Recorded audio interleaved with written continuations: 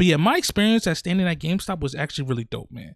I was number 5 in line when I got there. I got there around 8 o'clock in the morning, and they didn't open up to 12. So yeah, I stood out there for a little while, and it was great. Out there, people brought up some interesting topics that I wanted to bring to you guys and talk to you guys and see what you guys feel about it. One of the things that were brought up is that they're saying the Switch 2 release titles, their launch titles that they're bringing out to the Switch 2 are kind of trash, and people aren't excited for their launch titles. Me personally, I think the launch titles are all right. Personally, I'm not gonna buy every launch title that comes out for the Switch 2, but I do like Mario Kart World. As you've seen in the previous video, I bought the bundle. I got the Mario Kart bundle.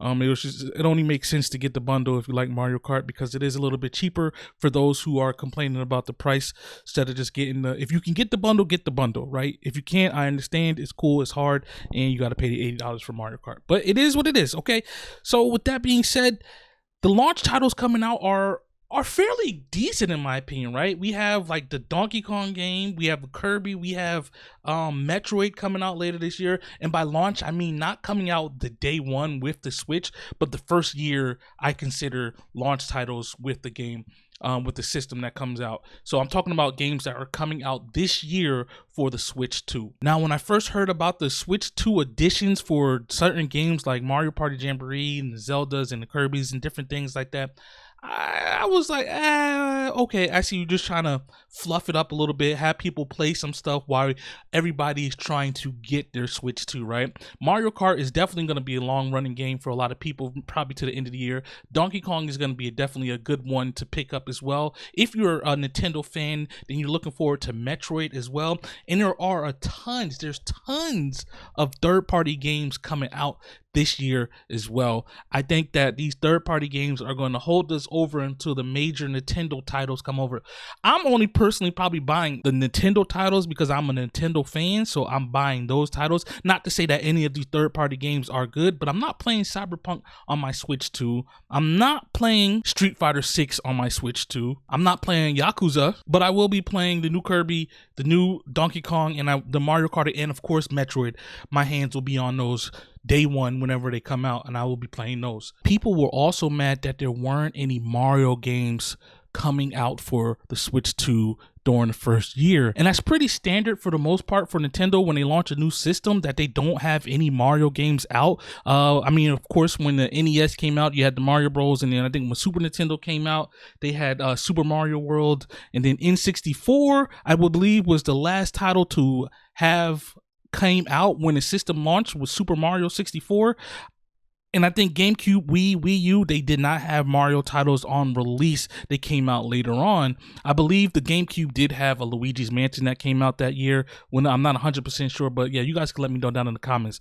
But it's okay, because I feel like, this is my opinion, I feel like when they release a console, they want everybody to at least be able to get the chance to get their hands on the console before they release the heavy hitters, right? Like, I know when the Switch came out, they released Breath of the Wild, and that was a heavy hitter, that was a seller. They had a whole bundle for that, and I got that as well, but there was no Mario game. But then Mario Odyssey came out later, which was a phenomenal Mario game, one of the best in my opinion, and I think it came out later because a lot more people had Switch. This first wave of Switch 2s that come out, we got to think globally in not just like for yourself. Like, you may be able to purchase it when it comes out in June, but a lot of people will not be able to spend that $500 on a brand new Switch a couple of months after it was released or announced, right?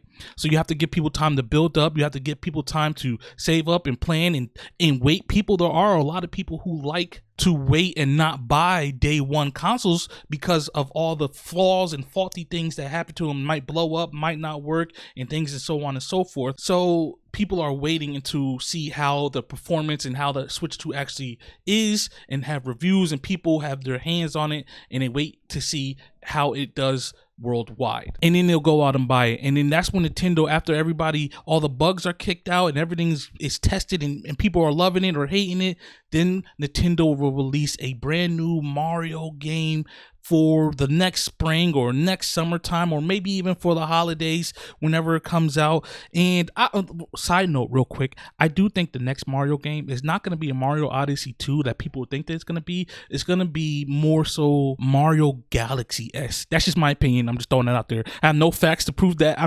I hope it's Mario Galaxy-like. Mario Galaxy is still great, but yeah, we need it back. And then also that they're putting the GameCube games on there. Now you can play GameCube games. I know I will be going back and playing a lot of the GameCube games that they are releasing, that they're going to release periodically throughout the year and stuff. First thing I'm going to be trying on a GameCube game is Zelda Wind Waker. Of course, hands down. I gotta play it. I miss playing it. I haven't played it in years. I haven't played any of the remakes or anything like that. I am looking forward to Zelda Wind Waker. That's one of my favorite ones, and I want to get my hands on it. But honestly, if you're not a huge Nintendo fan, getting the Switch 2 day one is not necessary. You can absolutely wait. You're not missing anything big unless you're just a person who has FOMO and thinks you're gonna miss out on not getting it day one. Then you're okay. So were you able to get your Nintendo Switch 2 pre-orders like I did?